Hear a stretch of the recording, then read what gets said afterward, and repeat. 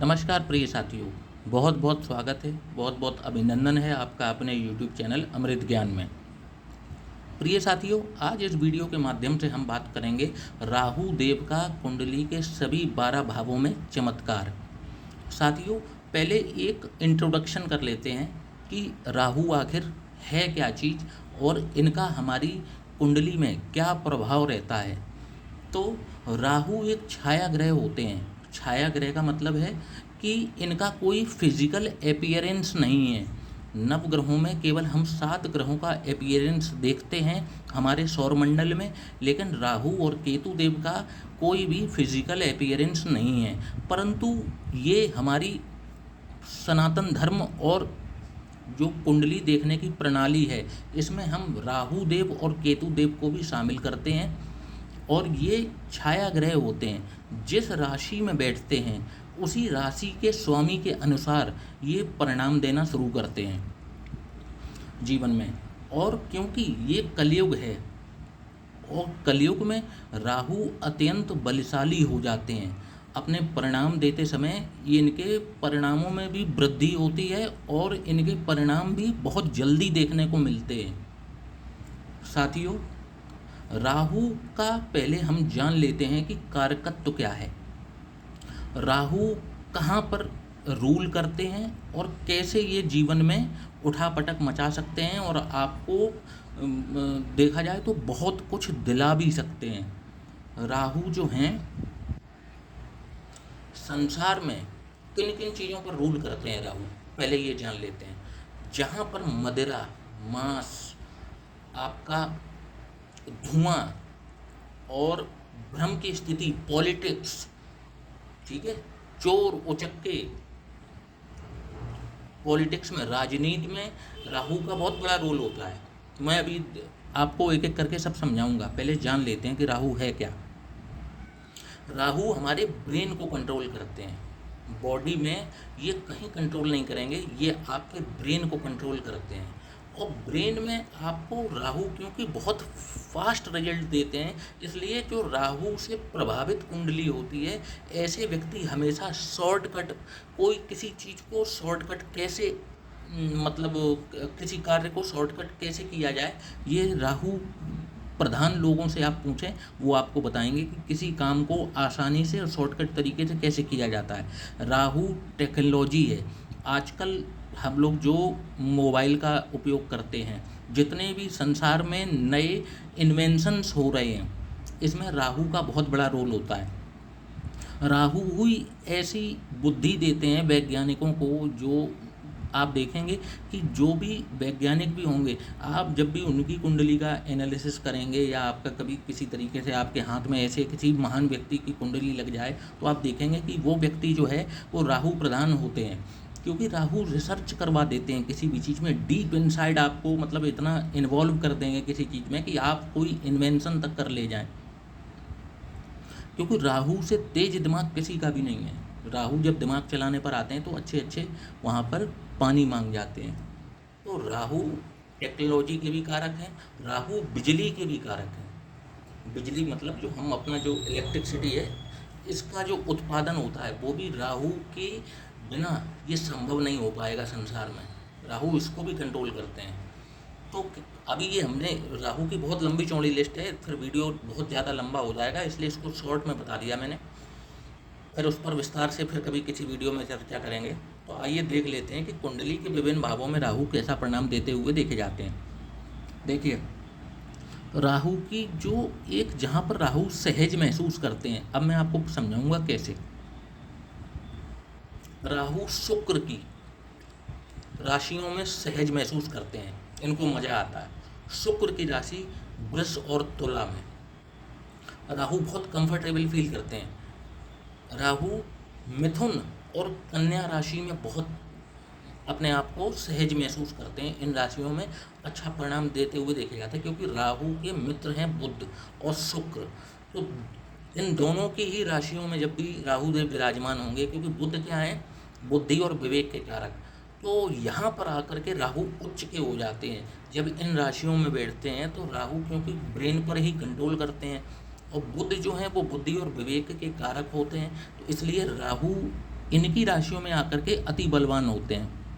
ठीक है, इसके बाद में शनि की राशि मकर और कुंभ में, यहाँ पर भी क्योंकि शनि से भी राहु देव का जो है, शनि देव से भी राहु देव का जो है वो मित्र संबंध है, और शुक्र देव से मित्र संबंध है, बुध देव से मित्र संबंध है।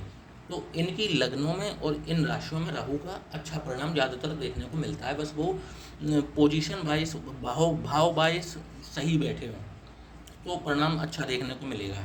और सिंह लग्न में, कर्क लग्न में, मेष लग्न में, वृश्चिक लग्न में, और सबसे बेकार परिणाम देते हैं धनु लग्न में और मीन लग्न में। क्योंकि धनु लग्न में क्या है ना कि गुरु की राशि होती है, गुरु ज्ञानी है, और राहु का काम है ज्ञान ना फैला करके अज्ञान को फैलाना। तो इसलिए धनु लग्न में और मीन लग्न में इनके परिणाम बहुत अच्छे देखने को नहीं मिलते, ज़्यादातर खराब ही देखने को मिलते हैं। तो आइए साथियों बात कर लेते हैं एक कॉमन टॉपिक पर कि राहु यदि लग्न में हो तो कैसा परिणाम देते हुए देखे जाते हैं। तो राहु देव जब भी लग्न में विराजमान होंगे तो आप देखेंगे ऐसा व्यक्ति बहुत ही मैनिपुलेटिव नेचर का होगा, किसी को भी घुमा देगा, अपनी बातों में फंसा लेगा, ऐसा ज्ञान दे देगा कि सामने वाला जो है मतलब आश्चर्य में पड़ जाए कि इस व्यक्ति के पास कितना ज्ञान है। और जब अगर उसकी और धोखे धड़ा के अगर ऐसे व्यक्ति की किसी ने राय मान ली तो अपना बेड़ा गर्क कराने का भी कार्य ऐसा व्यक्ति कर लेगा। यदि वो किसी का लग्न में राहु है और उसके चक्कर में आ गया तो लग्न में राहु वाला लपेट देता है। ये कहने का मतलब है कि जब भी लग्न में राहु होगा ऐसा व्यक्ति जो है वो सामने वाले की पर्सनैलिटी के अकॉर्डिंग अपनी पर्सनैलिटी को बदलने वाला होता है। कहने का मतलब है यदि सीधा व्यक्ति उसके सामने आ गया तो ये राहु जिसका लग्न में होगा ये भी उससे उसी रूप में बात करेगा, उसी तरीके से बात करेगा, उसको भांप जाएगा कि इस व्यक्ति को, सामने वाले व्यक्ति को कौन सी बात पसंद आ सकती है, ये उसी के अनुरूप ढलने वाला होगा। तो लग्न का राहु बहुत मैनिपुलेटिव होता है, किसी चीज़ की परवाह नहीं करता ऐसा व्यक्ति, किसी से भी भिड़ना हो इसको किसी प्रकार का कोई टेंशन नहीं है, क्योंकि ये किसी को कुछ अपने आगे समझता ही नहीं है। ठीक है, भले ही चाहे सामने वाला कितना भी ताकतवर क्यों ना हो, लेकिन इसे भिड़ना है तो भिड़ना है, ये भिड़ जाएगा। ठीक है, तो लग्न के राहु जो है ओवरऑल अगर देखा जाए तो यदि आप पॉलिटिक्स के क्षेत्र में हैं तो ये राहु आपको बेनिफिट देने वाला होगा, और आपको जो है मतलब पॉलिटिक्स के क्षेत्र में ये राहु आपके लिए बहुत काम करने वाला होगा। और आप अगर ऐसे ही कोई कैरियर चुनते हैं जिसमें जहाँ पर राजनीति करनी हो, इधर उधर की मतलब कहने का मतलब है इधर उधर की बात करनी हो, तो ये राहु वाला कर ले जाएगा, तो इनको कैरियर के तौर पर ये फील्ड सूट करेगी। अदरवाइज़ ये अगर किसी पढ़ाई के क्षेत्र को चुनते हैं या फिर मान लीजिए शिक्षा के क्षेत्र को चुनते हैं तो उसमें ये इनको बहुत विशेष सफलता नहीं मिलती। पढ़ाई अगर ये शिक्षक भी अगर धोखे धड़ा के हो जाते हैं तो कई बार इनके सस्पेंड होने के चांसेस भी बनते हैं। तो यहाँ पर बैठा राहु जो है धर्म कर्म में कम रुचि लेने देता, क्योंकि इनकी नवम दृष्टि जो है भाग्यस्थान पर जाती है। इनकी नवम दृष्टि जब भी ये देखेंगे तो भाग्यस्थान पर जाएगा, तो अधार्मिक भी बना देते हैं लग्न पर राहु वाले। रूप का मामला अगर देखा जाए तो रूप में व्यक्ति को अत्यंत सुंदर भी बना देते हैं ये, क्योंकि नेचर ही कुछ इस टाइप का है कि जो है व्यक्ति को काफ़ी सुंदर रूप भी देने में सक्षम है यहाँ पर बैठे हुए राहु। अब बात कर लेते हैं, तो अगर पॉइंट दूं तो राहु लग्न में बहुत अच्छे नहीं है अनटिल और अनलेस आप पॉलिटिक्स के क्षेत्र में जा रहे हों, तो ये आपके लिए अच्छा फल देने वाले होंगे। अन्यथा जो है मैं इसको नेगेटिव ही देता हूँ, और ये पूरा रिसर्च किया हुआ है, तो ये अदरवाइज ये नेगेटिव रहेंगे। अब बात कर लेते हैं राहु जो द्वितीय भाव में हो, तो जब भी राहु द्वितीय भाव में होगा तो आप देखेंगे कि ऐसे व्यक्ति को यदि अपनी फेवरेबल राशि जो भी मैंने शुरू में बताई थी कि जैसे मान लीजिए मिथुन राशि में हो, कन्या राशि में हो, ठीक है, मिथुन राशि, कन्या राशि, तुला राशि, या फिर आपकी शनि की राशियाँ हों, मकर राशि, कुंभ राशि, तो ये देखने में आता है कि यहाँ पर राहु बैठ कर के धन की कमी होने नहीं देते ज़िंदगी में। और जो है लेकिन ऐसा व्यक्ति का जो नेचर होता है वो थोड़ा सा बगावती होता है, इनके तेवर जो हैं बगावती होते हैं, क्योंकि ये धन कुटुंब और वाणी इस भाव में बैठे हैं। तो जब भी राहु धन कुटुंब और वाणी के भाव में बैठेंगे, देखिए राहु का ना रिलेशनशिप से कोई लेना देना है नहीं, राहु को चाहिए नाम। तो ये उन्हीं भावों में आएंगे और अच्छा परिणाम ज़्यादा दिखाएंगे जहाँ पर पराक्रम की बात आएगी, क्योंकि राहु ना बहुत इमोशनल नहीं है।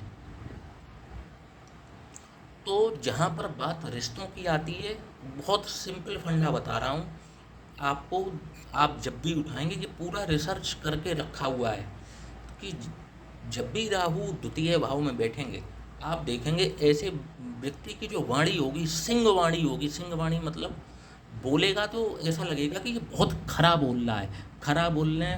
और अगर मैं आपको सिंप्लीफाइड करूँ तो व्यक्ति की आवाज़ का आप टोन देखेंगे तो थोड़ा भारी आवाज़ होगी और कड़क आवाज़ होगी, व्यक्ति स्पष्ट बोलने वाला होगा। ऐसा व्यक्ति वाणी पर जब भी बोलेगा तो वो स्पष्ट बोलने वाला होगा। अब बात कर लेते हैं, दिल हृदय का साफ होगा, जो बोलेगा मुंह पे बोल देगा और बिना परवाह किए बोल देगा। अब धन की बात आ गई, तो धन का मैंने बता दिया कि अगर इसकी फेवरेबल राशि है 3, 6, 2, 7, 10 और 11, तो धन संबंधित दिक्कत नहीं आएगी, क्योंकि राहु धन के मामले में यहाँ पर अच्छा बेनिफिट देंगे अगर इन राशियों में बैठे हैं तो 2, 7, 3, 6, 10, 11। ठीक है, इसके अलावा है तो दिक्कत पैदा कर देंगे, आपको धन से ही परेशान कर देंगे। ठीक है, अब बात हो गई वाणी की, बात कर ली मैंने कि वाणी सिंह वाणी होगी, धन की बात कर ली मैंने। अब बात कर लेते हैं कुटुंब का। तो कुटुंब में ऐसा व्यक्ति जो है ना, वो थोड़ा सा बगावती तेवर का होता है, बगावत करने वाला, मतलब इनके घर के जो भी रीत रिवाज होंगे उससे परे चल के ये कुछ अलग मतलब लेवल पे जाने वाले होते हैं कि आपको ये करना है तो मुझे ये करना है। मतलब इनकी देखा जाए तो परिवार में भी बहुत अच्छी नहीं बनती, परिवार माता पिता से या अपने भाई बहनों से या पूरे परिवार की ही बात कर लें, कुटुंब की ही बात कर लें, तो बहुत अच्छी इनकी नहीं बनती। तो यहाँ पर कुटुंब के मामले में नेगेटिव है, धन के मामले में यदि फेवरेबल राशि है तो पॉजिटिव है, ये चीज़ हो जाती है यहाँ पर। अब बात कर लेते हैं तृतीय भाव में, जब भी राहु तृतीय जो पराक्रम का भाव, अब यहाँ पर आइए, यहाँ से पराक्रम देखा जाता है व्यक्ति का, ये लग्न का पराक्रम है। अब दशम भाव और इसमें फ़र्क समझिए, ये कर्म है, ये पराक्रम है, ये बल है। जब भी राहु यहाँ पर बैठेंगे बहुत अच्छा परिणाम देखने को मिलता है, व्यक्ति को फेमस करने में ये राहु सक्षम है। और इनका पराक्रम ऐसा रहेगा, ऐसे व्यक्ति का मेहनती होगा, लेकिन मेहनती होने के साथ में स्मार्ट वर्किंग होगा।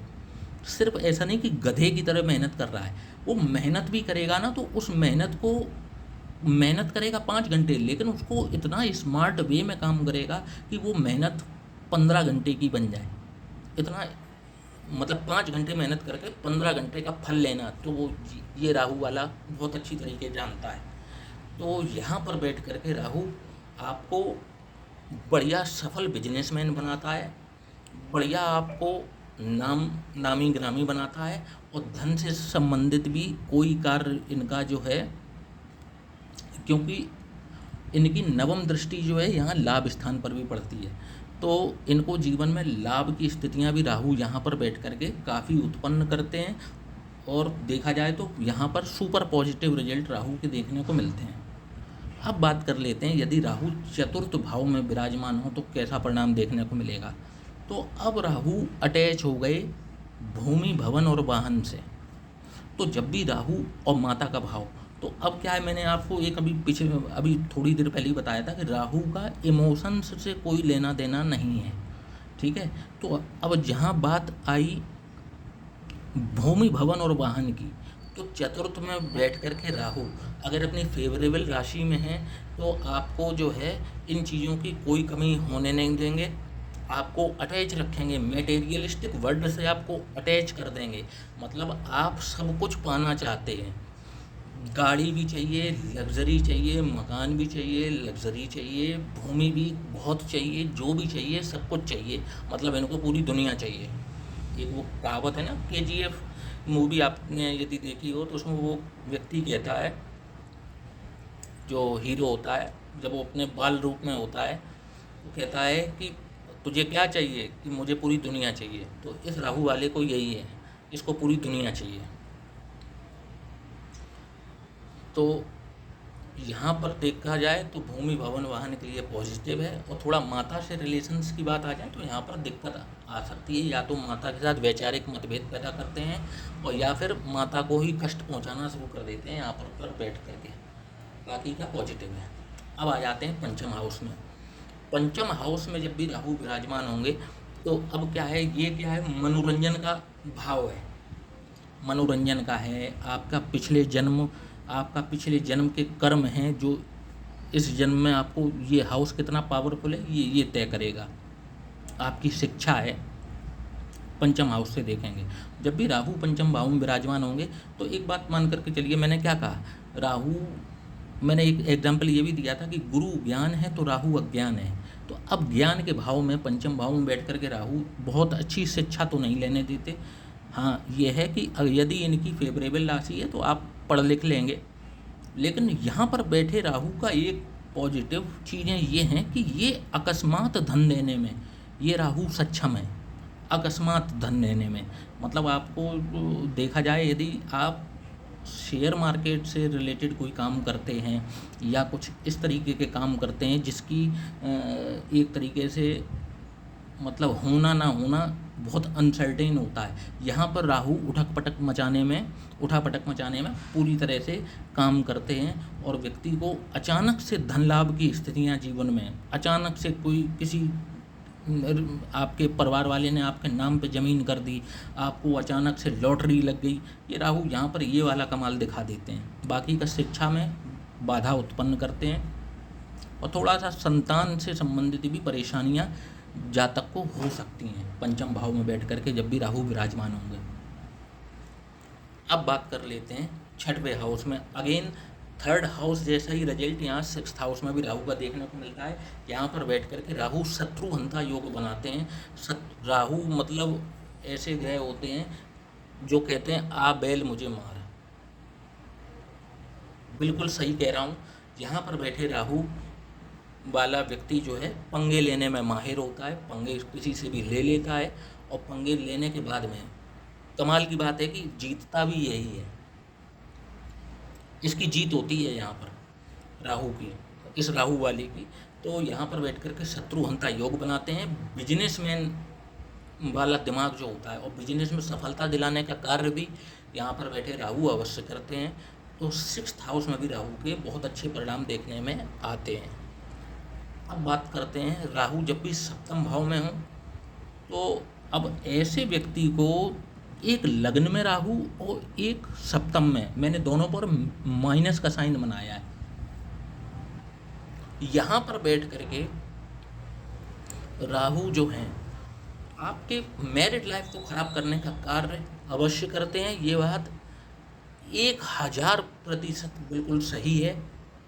यदि लग्न में राहु विराजमान है तो केतु यहाँ विराजमान होंगे, और राहु खुद यदि यहाँ पर विराजमान है तो भी, तो आप ये मान करके चलिए कि यदि आपने अपनी कुंडली मिला करके विवाह नहीं किया, और बाई चांस की बात है कि आपके जीवन साथी की कुंडली में भी कुछ इसी तरीके के योग यदि निर्मित हैं और आप लोगों ने बिना कुंडली मिलवाए शादी कर ली, तो यहाँ पर बैठा राहु आपकी मैरिड लाइफ में भूचाल ला के रहेगा, भूचाल आएगा, ये मान करके चलिए। और बात तलाक तक की नौबत भी आ जाएगी यदि आपने समय रहते इसकी शांति न कराई और कुंडली मिलाकर विवाह नहीं किया। तो यहाँ पर बैठा राहु जो है ये स्थितियाँ अवश्य उत्पन्न करता है। ये मतलब गारंटेड बात है, इसमें मतलब किसी प्रकार का कोई डाउट है ही नहीं। यदि ये विवाह स्थान से संबंध बना रहे हैं तो ऐसा देखने मिलता है। ऐसे व्यक्ति को एक हिदायत और दी जाती, बिजनेस बिल्कुल भी ना करें। सप्तम हाउस में जब भी राहु हो आप बिजनेस बिल्कुल ना करें, क्योंकि ये सेवन्थ हाउस को पूरी तरह डैमेज करते हैं।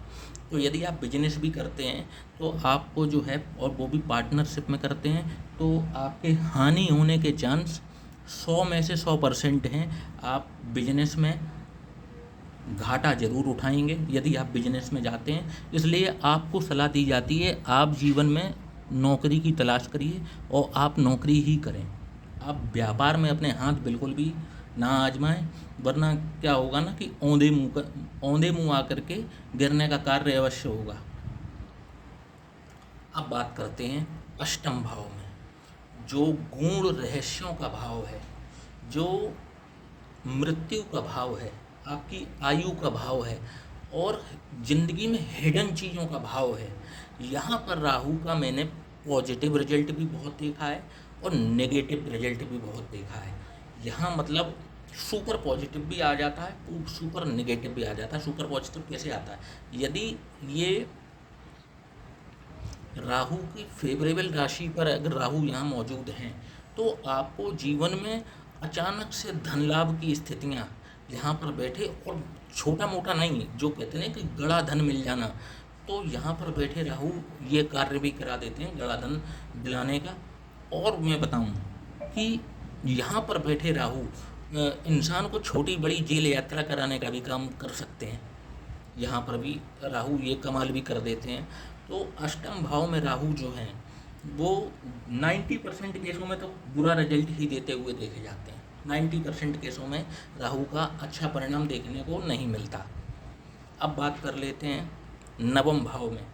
नवम भाव में जब भी राहु विराजमान होंगे तो वही चीज़ कि पिता से बैर, पिता से अच्छे संबंध ना रहना, धर्म कर्म से बिल्कुल नाता तोड़ देना, और कुछ इस तरीके की बातें